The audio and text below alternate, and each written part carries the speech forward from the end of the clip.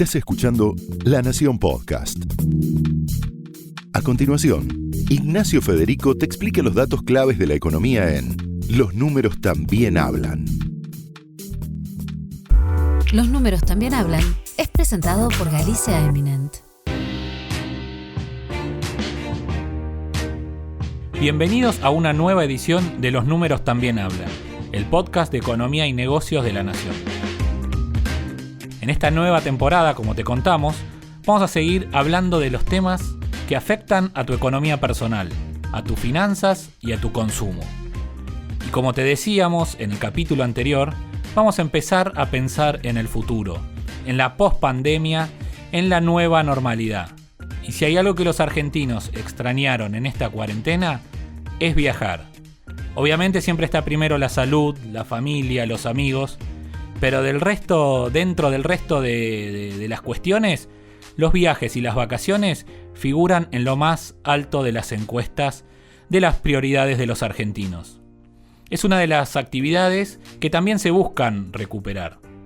Y por eso surgen dos grandes preguntas. ¿Cuándo se volverá a viajar? ¿Y cómo serán los viajes en la pospandemia? Pero estos interrogantes también se ramifican en muchos más. ¿Va a ser más caro viajar? ¿Cómo serán los protocolos para los aeropuertos? Y para dentro de los aviones, por otro lado, ¿qué pasará con los hoteles? ¿La apertura será paulatina? ¿Será total? Ya algunas pistas hay dando vueltas, y para responder a todas estas preguntas y muchas más, nos acompaña hoy Delfina Torres Cabreros, la periodista del diario que siguió durante todos estos meses al sector del turismo y puntualmente la industria aerocomercial. Delfi, muchas gracias por estar hoy con nosotros. Hola Nacho, muchas gracias por invitarme. No, por favor. Delfi, arranquemos primero, como dice el nombre de este podcast, le ponemos números a todo.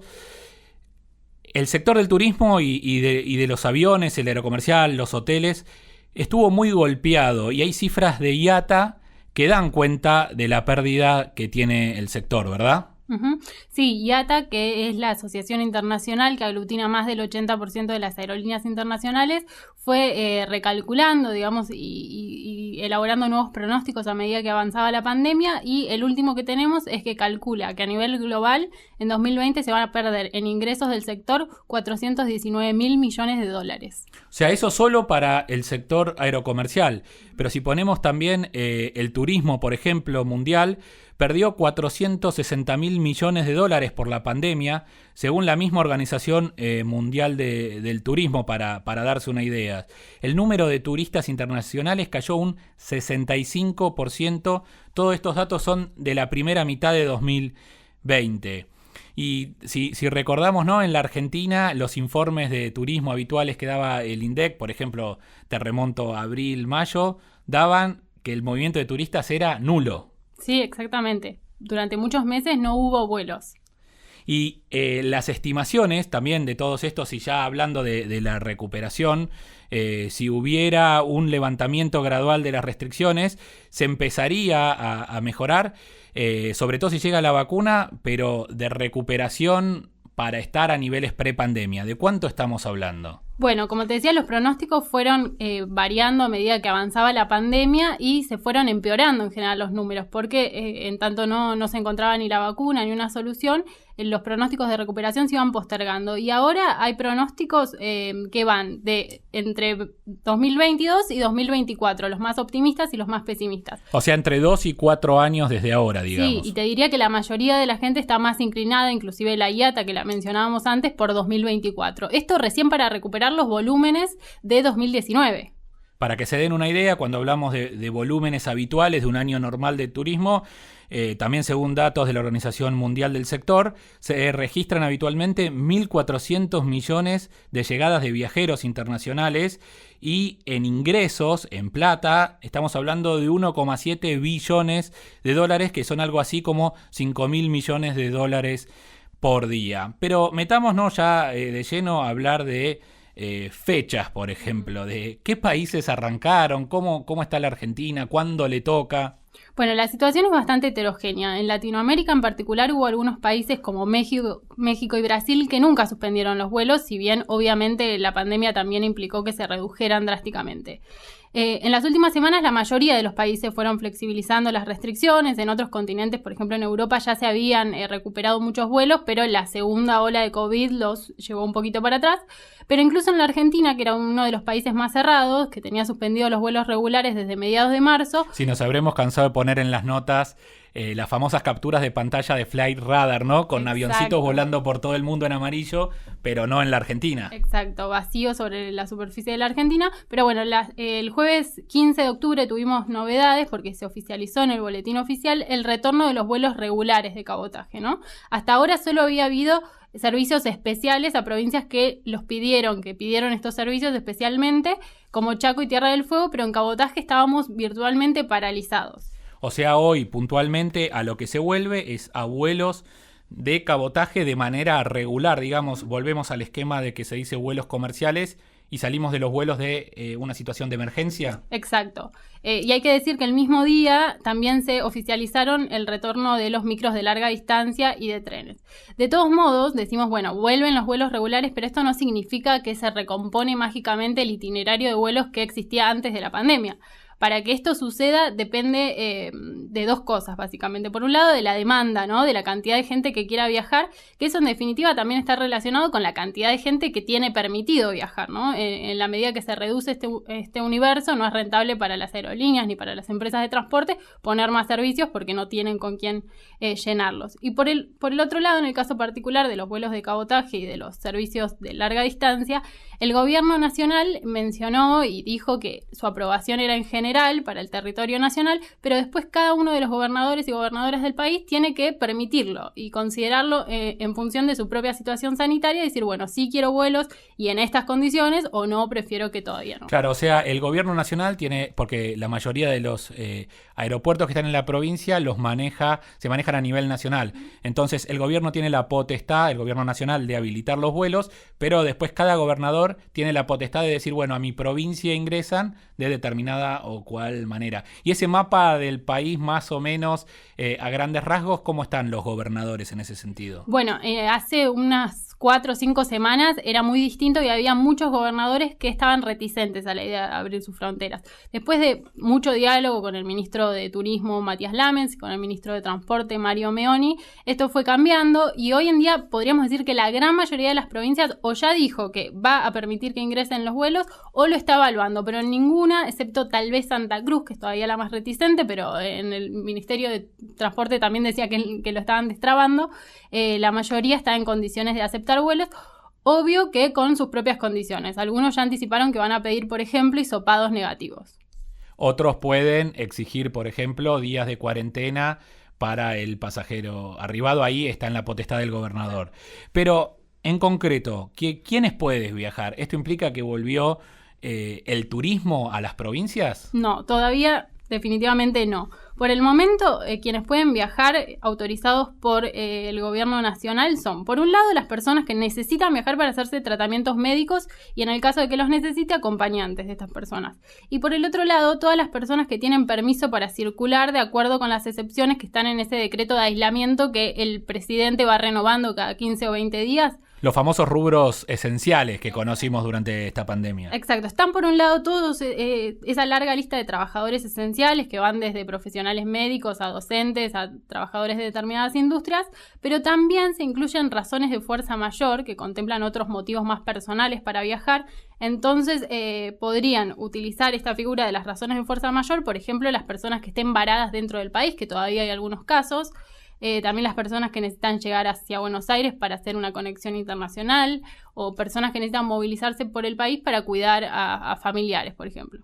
Y si te llevo del cabotaje al plano internacional, obviamente Miami, Madrid, Europa, incluso Brasil, ¿qué está permitido hoy y qué no está permitido? Digo, en este anuncio del ministro de Transporte, ¿en principio fue solo para cabotaje o hay que esperar algo más para turismo internacional? Bueno, en el plano internacional todavía no están habilitados los vuelos regulares como sí en el cabotaje, pero esto no significa que no hay vuelos, porque desde el inicio de la pandemia existen los vuelos especiales internacionales que no te digo que tienen una programación similar a la que existía antes de la pandemia, pero hay bastantes opciones. Y fue creciendo viendo con el tiempo a medida que pasaron los meses, ¿no? Exacto, estos vuelos que se fueron autorizando uno a uno por la autoridad aeronáutica, por eso se llaman especiales, permiten a los argentinos conectar hoy en día con Latinoamérica, con Europa, con Estados Unidos, incluso hay una frecuencia diaria a Miami.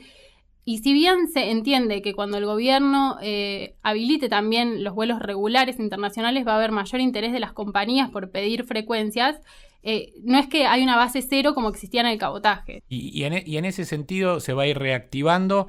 ¿Cómo ves esa reactivación escalonada? ¿Qué se va a reactivar? Primero dijimos, obviamente, vuelos de cabotaje que ya están permitidos.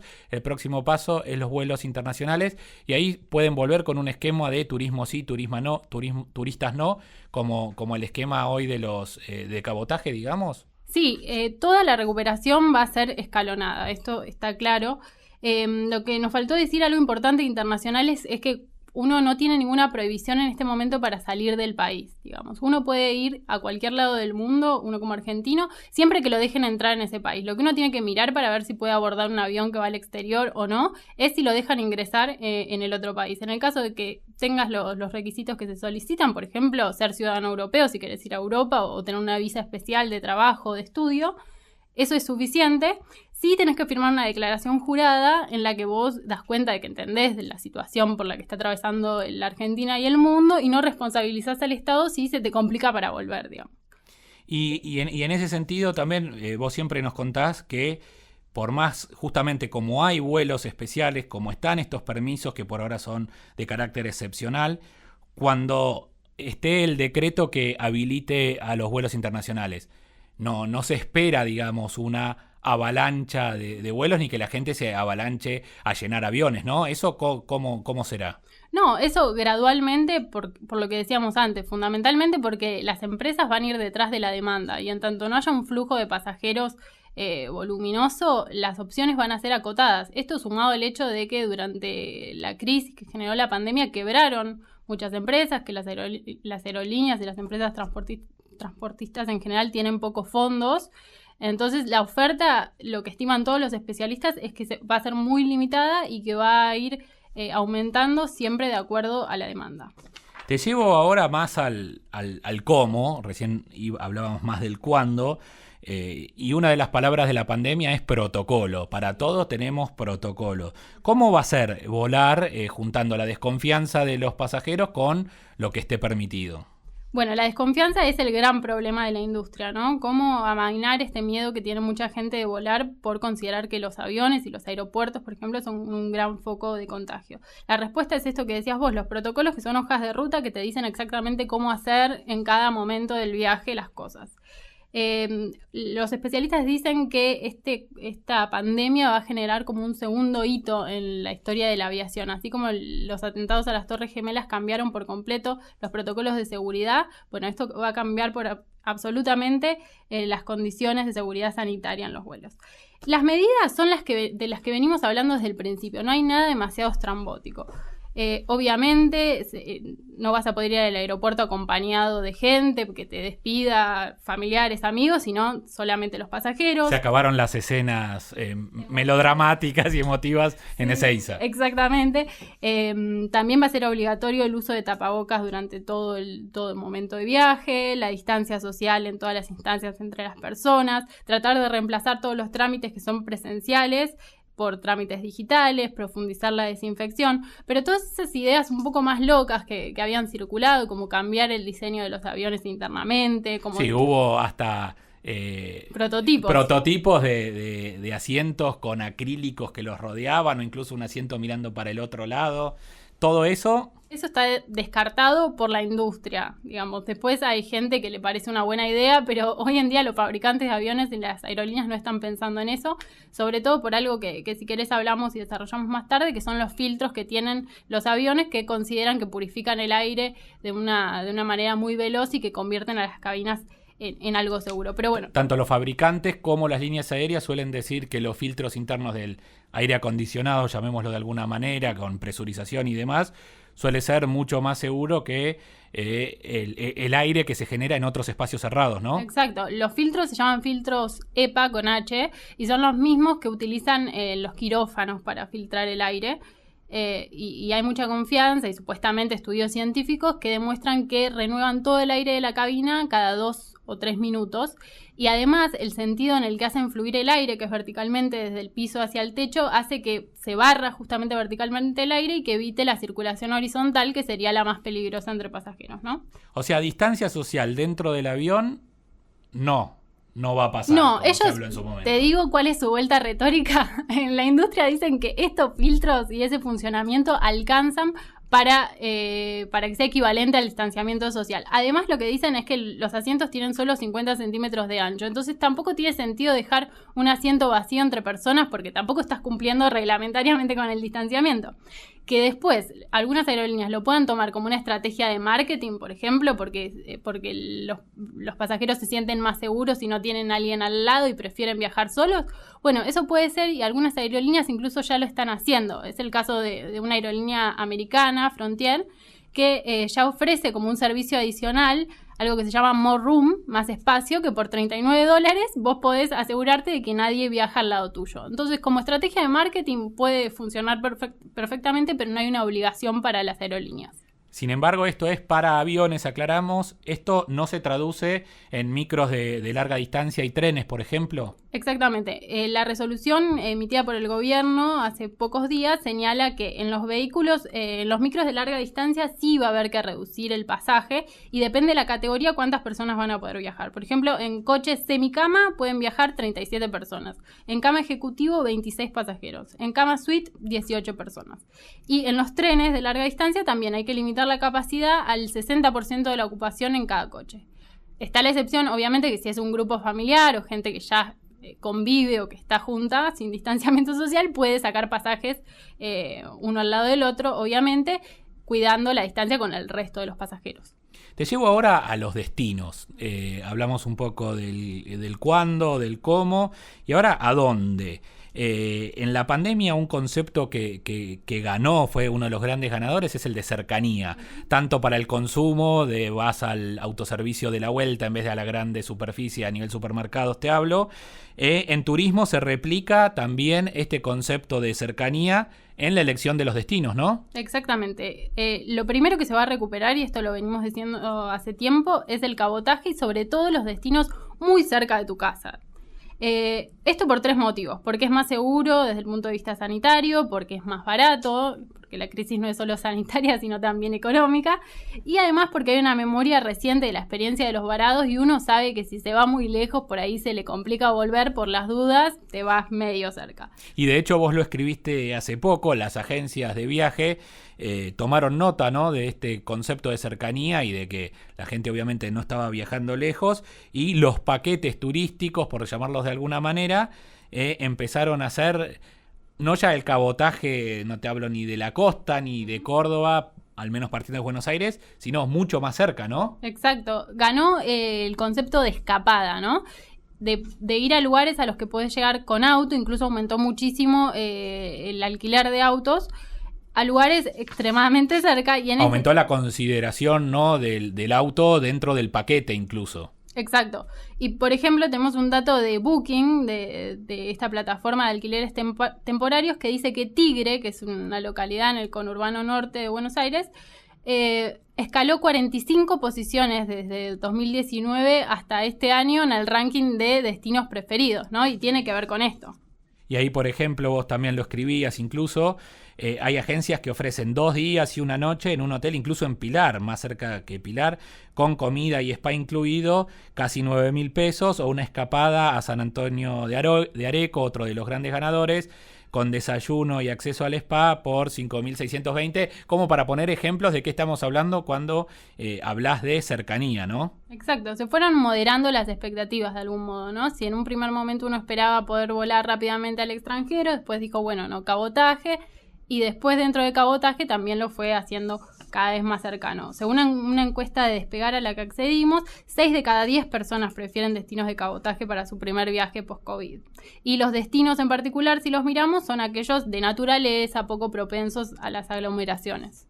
Y en este sentido también, como contábamos antes, es uno de los sectores más golpeados, tanto los pasajes como todo lo que es hospedaje, ahí entró en vigencia ya un plan de incentivo para el sector. ¿Eso ya está impactando a modo de reservas? Digo, ya estamos en octubre, estamos pensando en el verano, ¿se empezó a mover un poco el tema? Sí, este plan al que vos te referís, que se llama Plan Preventa, fue lanzado el 8 de octubre por el Gobierno Nacional. Esto está incluido igual en una ley más amplia que se sancionó a principios de septiembre. Impactó inmediatamente. Este plan puntualmente lo que hace es que si vos haces una reserva este año, pero para viajar el año que viene, se te devuelve el 50% de lo que gastaste en un crédito de dinero que vos podés usar para contratar más servicios de turismo, digamos. Es para fomentar el sector. Y inmediatamente, digamos, los primeros días después de ese 8 de octubre, varias agencias nos comentaron que las reservas y que las consultas aumentaron un 50%. Es decir, tanto los pasajeros como las agencias estaban esperando que esto se concrete.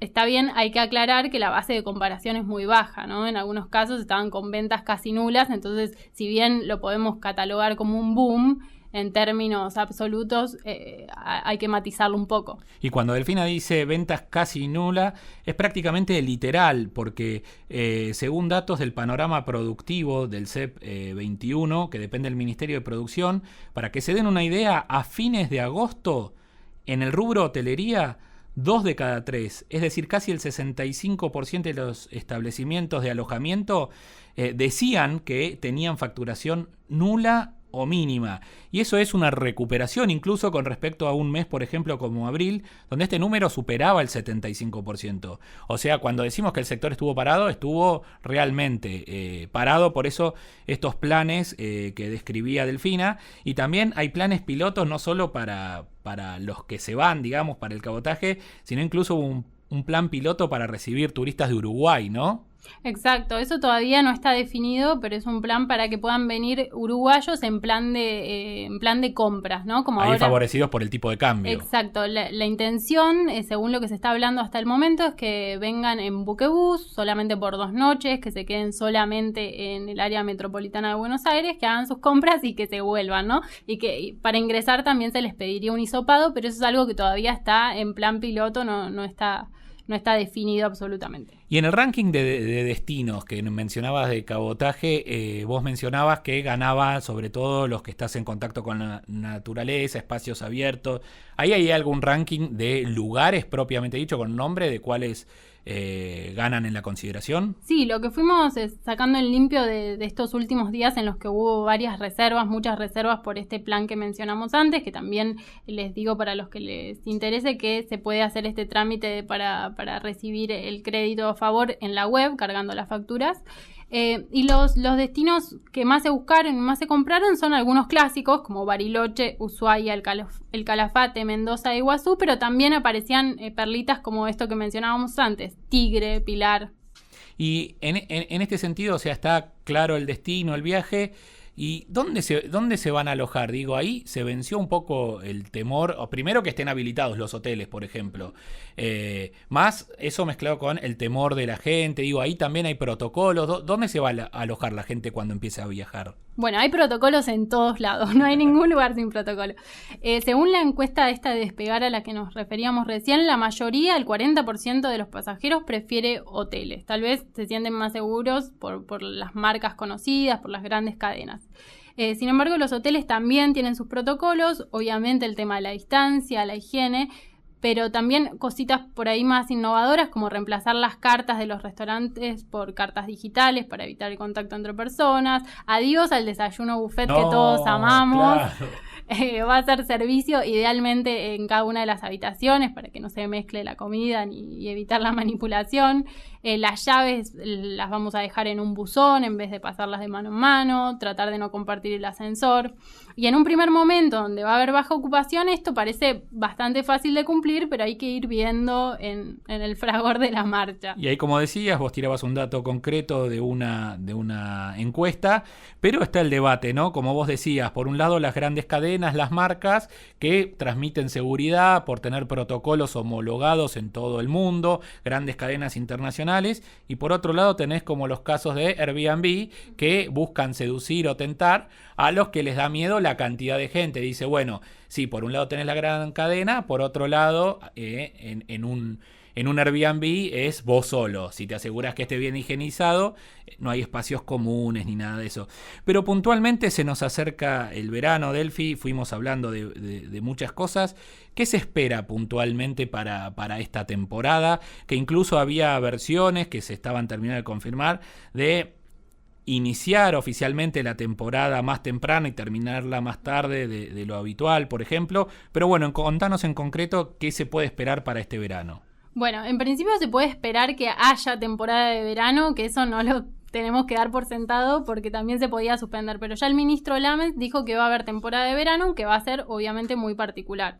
Y esto lo definieron también en el gobierno porque no quieren resignar esos 300.000 millones de pesos que generan ingresos una temporada de verano, ¿no? 300.000 millones de pesos. Exactamente. Y en una buena temporada ellos calculan que más o menos se mueven alrededor de 15 millones de turistas por el país. Y este año son bastante optimistas y esperan que se muevan entre 7,5 millones y 9 millones. Es decir, bastante. O sea, salvás la ropa con la mitad de lo habitual, digamos. Exactamente. ¿Y cómo va a ser esta temporada tan particular? Bueno, todavía está en discusión. Hay un consejo conformado para este fin y todavía no está definido del todo. Pero hay algunas cosas que suenan fuerte y que ya parecen que van a quedar en firme. Por ejemplo, esto que mencionabas vos recién de la temporada extendida, ¿no? Esto sería que se inicie, por ejemplo, el 1 de diciembre y que termine en abril, de modo que vos puedas repartir mejor el flujo de turistas y no haya grandes concentraciones, ¿no? O sea, la gente esparcirla en un periodo de tiempo más largo. Exacto. Pero esto depende sobre todo del calendario escolar que todavía no está terminado de definir, así que va a depender un poco de lo que suceda o defina el Ministerio de Educación también. Y por otro lado, el ministro Lammens no cree que sea necesario reducir la capacidad hotelera ni establecer cupos, ¿no? Sí extender la temporada, pero no decir cuántos pasajeros pueden ingresar a Mar del Plata estos 15 días, por ejemplo. Para él lo más importante y para el gobierno en general es tener claros cómo son los flujos más que poner cupos, ¿no? Saber por dónde va a estar la gente, en qué lugares se va a concentrar más, tener trazabilidad para poder en todo caso volcar más recursos a esos lugares que necesiten más prevención, más medidas. Saber dónde está cada cual en cada momento, incluso se habla de una aplicación, ¿no? O una declaración jurada, quizá incluso a través de una aplicación diciendo llego sin estos síntomas, con estas condiciones y en cualquier caso también avisar mismo a través de la aplicación. Exacto, esa aplicación se está desarrollando, todavía no tiene nombre y la intención es que 15 días antes de los viajes las personas carguen el destino al que van a ir y las fechas, ¿no? Para tener justamente este control de los flujos. ¿Los testeos masivos, por ejemplo, en lugares de vacaciones, eso es una chance o hay que ir descartándolo? Bueno, eso el ministro Lammens por el momento lo descartó. No van a estar testeadas todas las personas que circulen por el país, sino que se van a focalizar los recursos y los testeos donde crean que hay peligro, un caso sospechoso, pero no va a haber testeos masivos en principio. Y en cuestión, por ejemplo, de la imagen que vamos a tener. Se habla, por ejemplo, de un caso típico, el destino de playa, la costa. Sabemos también que los gobiernos sectoriales, digamos, municipales y provinciales, estaban empezando a hacer también pruebas pilotos. Pero para tener una imagen, digo, en Europa vimos, ¿no?, las playas incluso sectorizadas. De eso no se habló nada todavía, de distancia social en la playa o cupos en los balnearios. Bueno, de cupos no, pero sí de distancia. La idea es como aprovechar toda la extensión de la costa bonaerense y de la costa argentina para que no haya aglomeraciones. Sí se está tratando de ver cómo repartir la gente, pero por el momento no estamos hablando de cupos, pero la distancia social sí es el mandamiento 1 de la pandemia. Y si hablamos de precios, último ítem, ¿qué está pasando a nivel precios en lo que es viajar, tanto en tickets aéreos como destinos? Bueno, hay dos situaciones. Uno podría decir que hay ofertas hoy, pero va a haber aumentos mañana. ¿Por qué? ¿Cómo es eso? Porque hoy en día las aerolíneas y todas las empresas de transporte tienen la caja en rojo, como se dice en el sector. No tienen ingresos hace mucho tiempo, los aviones parados hace meses. Entonces, al mismo tiempo hay una demanda muy baja. Entonces, ¿cómo haces para generar ingresos, para generar facturación? Con la gente todavía con miedo, sin saber si va a poder usar esos viajes, que compre, incluso comprando, sabiendo que puede perder ese dinero que le destina. La única forma de tentarlos es con ofertas. Promociones. Si no hay promociones, nadie saca la tarjeta en este contexto.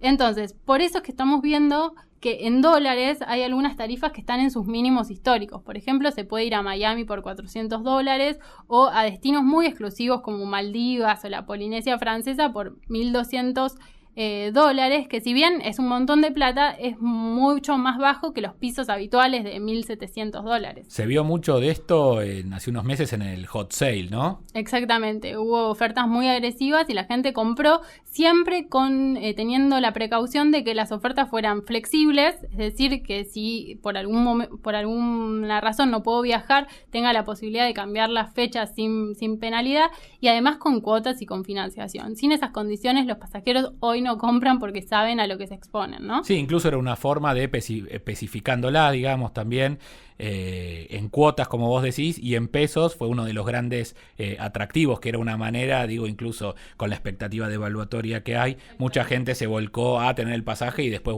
veo, total, sé que tengo una o dos postergaciones por la flexibilidad esta que decías. Exacto.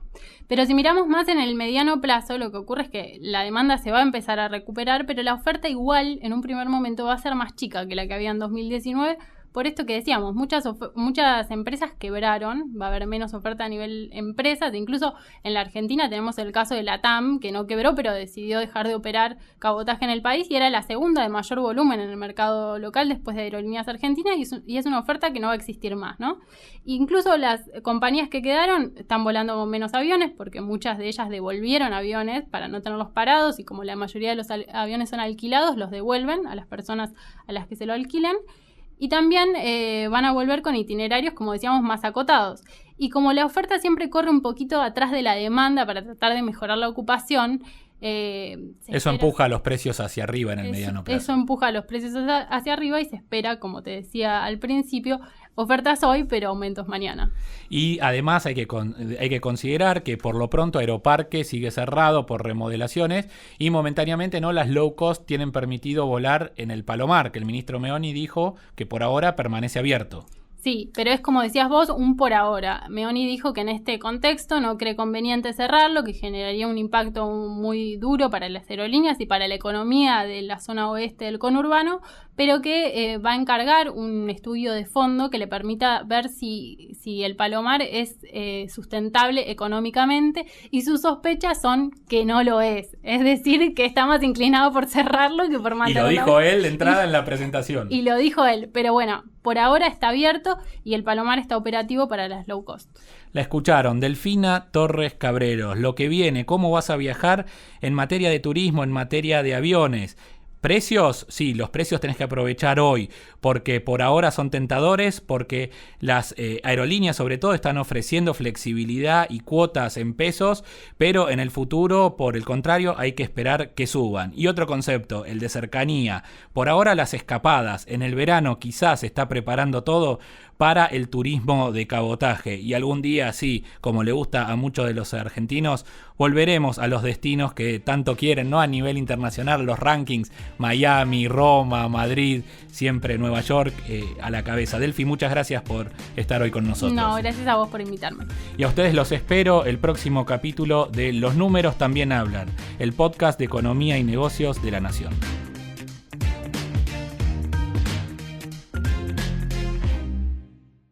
Esto fue Los Números También Hablan, un podcast exclusivo de La Nación. Escucha todos los programas de La Nación Podcast en www.lanacion.com.ar. Suscríbete para no perderte ningún episodio. Estamos en Spotify, Apple Podcast, Google Podcast y en tu reproductor de podcast favorito. Seguí escuchando La Nación Podcast.